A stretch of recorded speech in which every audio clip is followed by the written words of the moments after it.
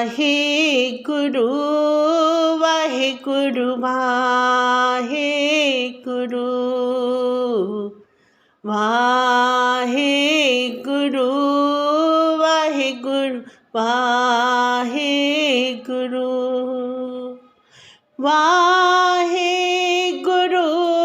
ਵਾਹਿਗੁਰੂ ਵਾਹਿਗੁਰੂ ਵਾਹਿਗੁਰੂ ਵਾਹਿਗੁਰੂ ਵਾਹਿਗੁਰੂ ਵਾਹਿਗੁਰੂ ਵਾਹਿਗੁਰੂ ਵਾਹਿਗੁਰੂ ਵਾਹਿਗੁਰੂ ਵਾਹਿਗੁਰੂ ਵਾਹਿਗੁਰੂ ਵਾਹਿਗੁਰੂ ਵਾਹਿਗੁਰੂ ਵਾਹਿ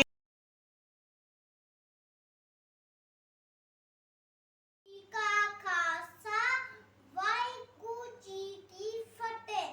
ਏਕੋ ਓਂਕਾਰ ਸਤਿਨਾਮ ਕਰਤਾ ਪੁਰਖ ਨਿਰਭਉ ਨਿਰਵੈਰ ਅਕਾਲ ਮੂਰਤ ਅਜੂਨੀ ਸੈਭੰ ਗੁਪਤ ਸਾਜਪ ਆ ਸੱਚ ਜੁਗਾ ਸੱਚ ਹੈਪੀ ਸੱਚ ਨਾਨਕ ਹੋਸੀ ਵੀ ਸੱਚ।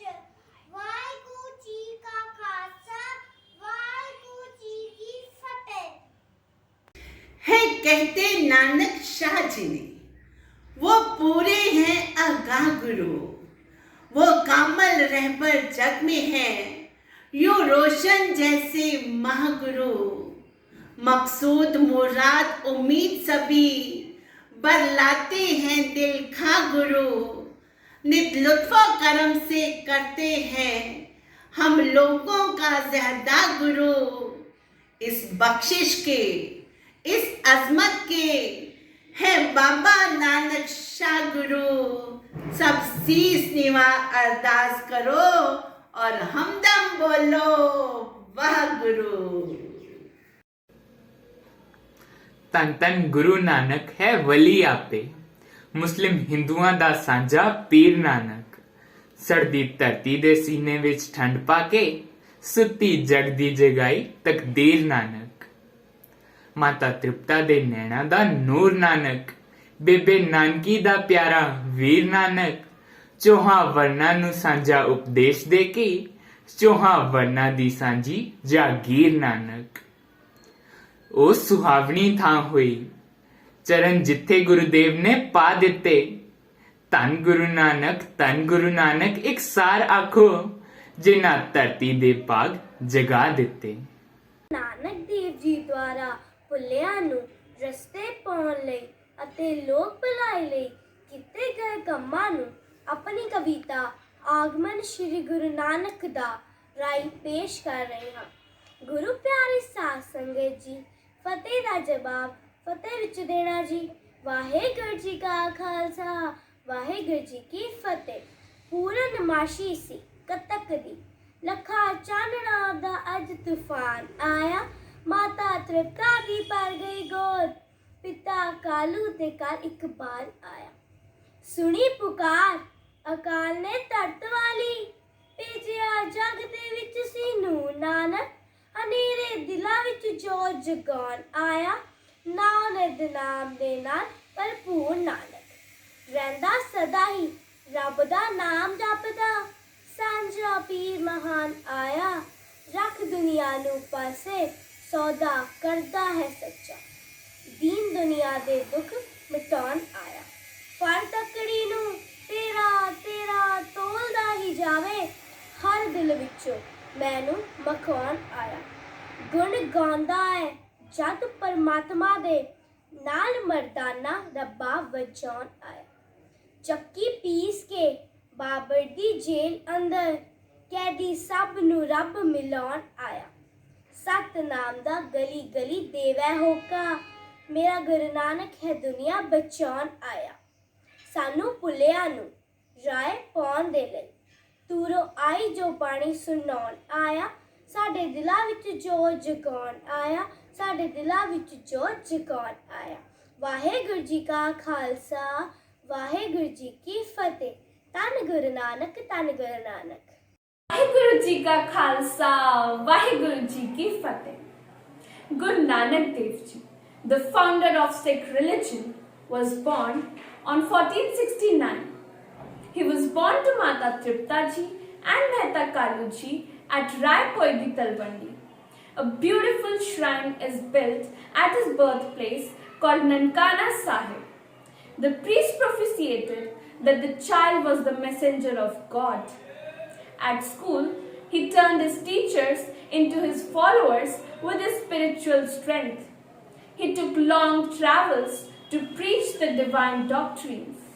He undertook 4 extensive udasyas to convey the divine message to the people.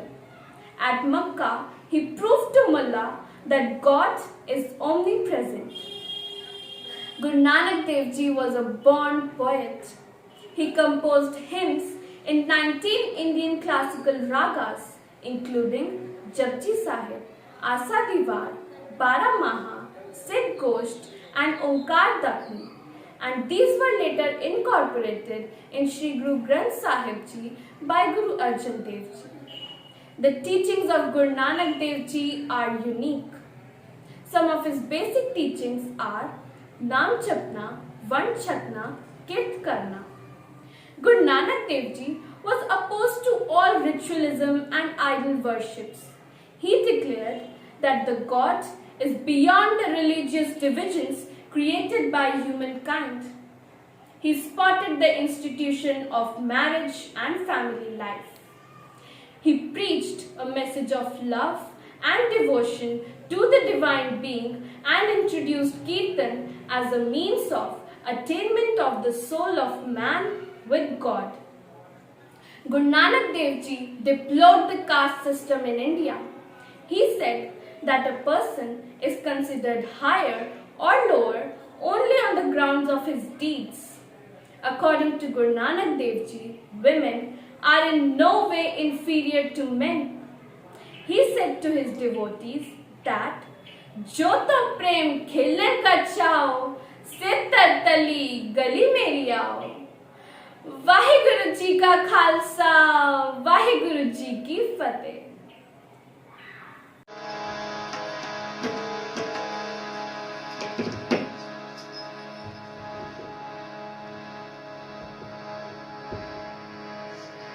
Waheguru ji का खालसा वाहिगुरु जी की फतेह।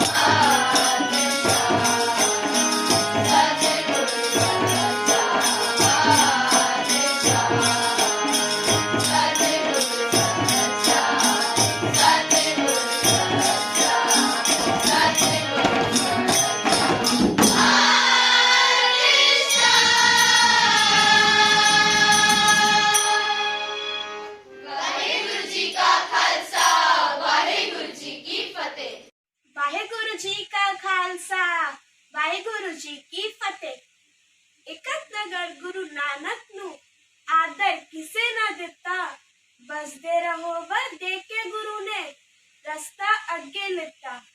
फिर एक नगरी आदर होया, प्यार अमिता खिलिया, उजड़ जान ए लोकी इथो ए वर गुरु तो मिलिया। मर्दाने हस कहा गुरु जी ऐ की न्याओ कीतो ने, वर वाले नू श्राप श्रापियां वर क्यों आप दितो ने। मर्दाने नू कहा सतगुरा दोवें वरहन पाई, पापी रहन समेटे एक था छूट ना दुनिया लाई। भले नगर दे लोकी दुनिया विच सारी दे जावण, जिथे जिथे जान प्यारे छू ने की दे लावण। जिथे जिथे जान प्यारे छू ने की दे लावण। वाहिगुरु जी का खालसा वाहिगुरु जी की फतेह। सब तेरी तू सब विच वरते, साहिब बेपरवाह गुरु। एक परम दे फिरन परम दे मारे, तुद बिन नाही जाह गुरु। आगे बौजल बिखड़ा सुनिए, पामी तिवें लंगाए गुरु। सिख संगत सारी हाथ जोड़ के कहो, मेरे मनो न विसरे वाहे गुरु, मेरे मनो न विसरे वाहे गुरु। भुलां चुकां दी खिमा। वाहिगुरु जी का खालसा वाहिगुरु जी की फतेह। वाहिगुरु जी का खालसा वाहिगुरु जी की फतेह।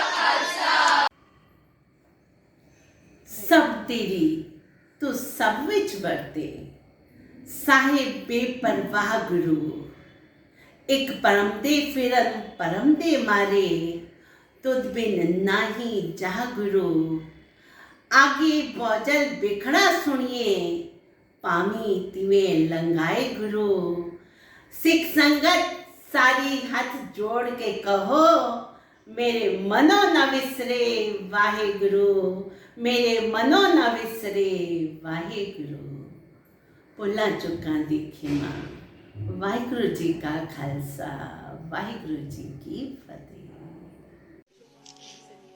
रामकली महला तीजा आनंद एक ओंकार सतगुर प्रसाद आनंद पिया मेरी माए सतगुरु मैं पाया सतगुर का पाया सहज सेती मन बजिया बधाइया राज रतन परवार करिया शपथ लावण्या सब जोत लगावो हरि तेरा मन में बसाया करे नाथ नानक को आसन गुरु मैं पाया तेरे मन मेरा तू सदा रो हरमाने हरनार रहो तू मन मेरे दुख सब सहारा अंगीकारो करे तेरा कार्य सब सवार भगवाना समरथ स्वामी जो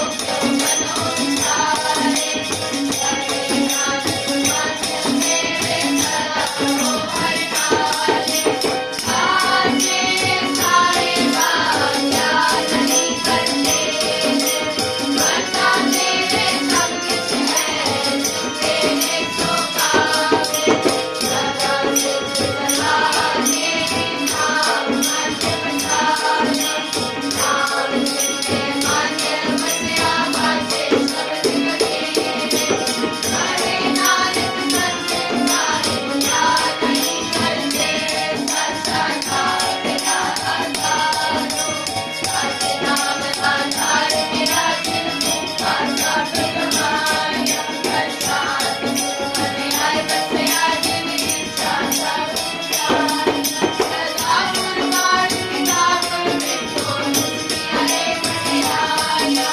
करे नानक सुनो संतो सब करो के आयो साचा नाम मेरा आधार माते मत सत कार सभा के कर सभा के शबद बाजे करा करतारिया मत काल कंठ समाया धर्म पाया सुन को से नाम हर के लागे करे नानक मैं सुख हो आनंद कर अनहद आनंद सुनो बड़वादियो सकल मनोरथ पूरे भारत सब माया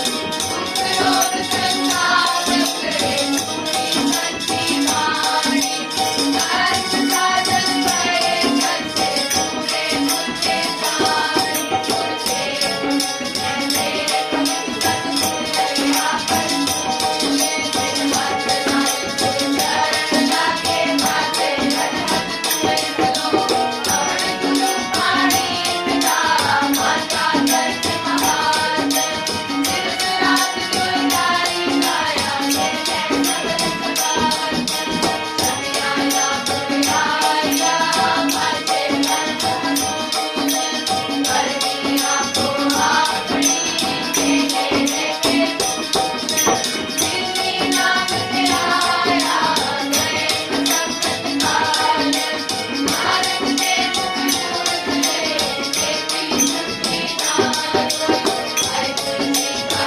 खालसा वाहिगुरु जी की फतेह फतेह बोलो वाहिगुरु जी का खालसा वाहिगुरु जी की फतेह फतेह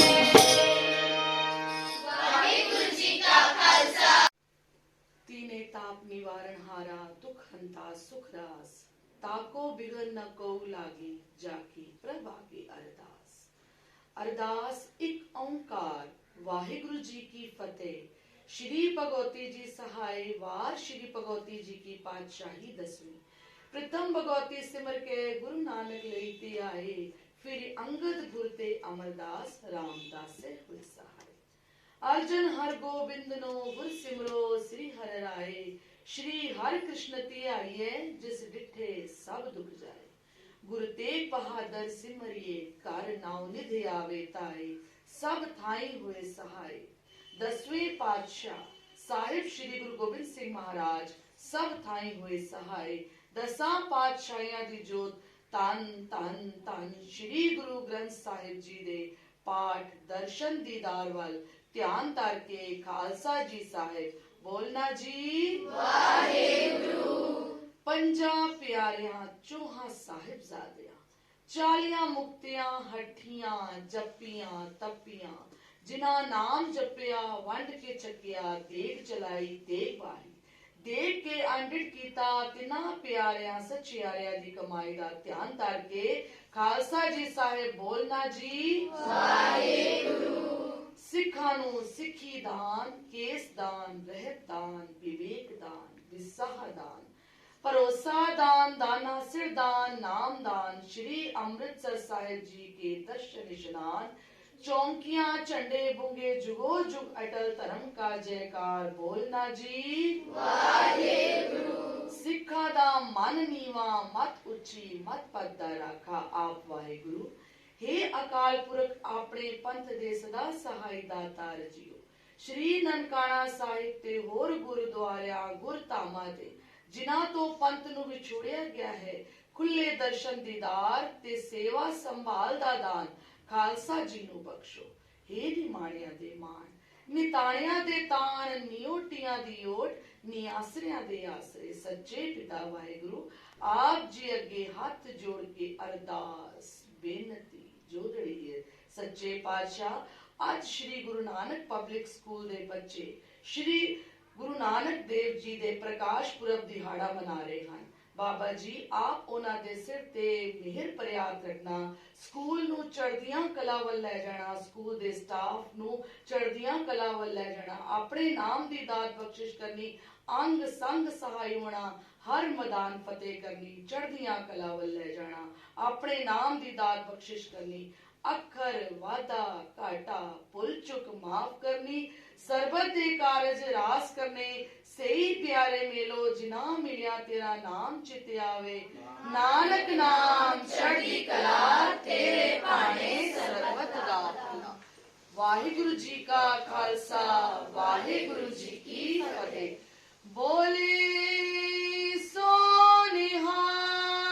ਸਤਿ ਸ਼੍ਰੀ ਅਕਾਲ।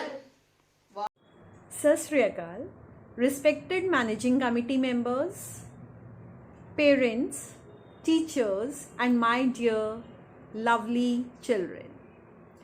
First and foremost, today I would like to wish everyone a very happy Guru Purab, the Prakash Utsav of Shri Guru Nanak Dev Ji.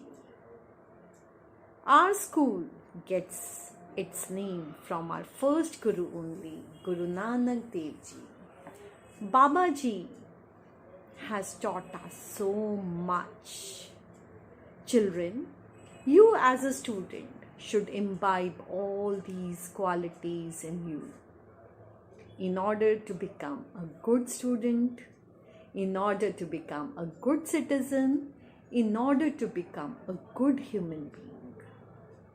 Babaji has said, shun 5 evils.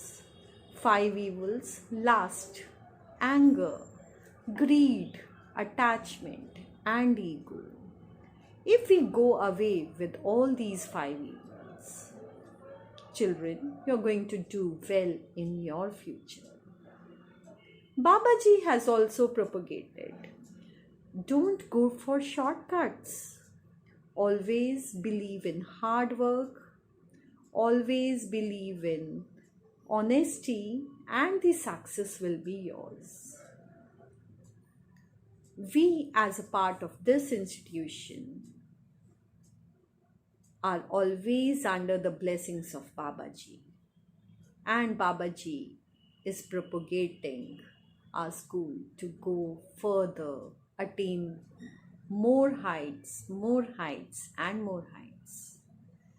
Parents and all other stakeholders, I would like to share with you, with the blessings of Babaji, now we are having the interactive smart boards in our school, and the purpose is quality teaching, and these smart boards are enabling us to handle our hybrid classes in a better way, in a more productive manner. Right now we have few boards, but with the blessings of Babaji, we are going to go ahead further. We will purchase more. This is only for the development, for the growth of our school. Babaji, please bless us. Please bless our school. Babaji, please bless us. Please bless our students. They are performing well in the sports, academics, so your blessings are always needed. Babaji, please bless us. Happy Guru Purab to everyone. Happy Guru Purab to my dear children. Please visit Gurdwaras, seek the blessings. We all stand together as one. Wahe Guru जी का खालसा, वाहे गुरु जी की फतेह।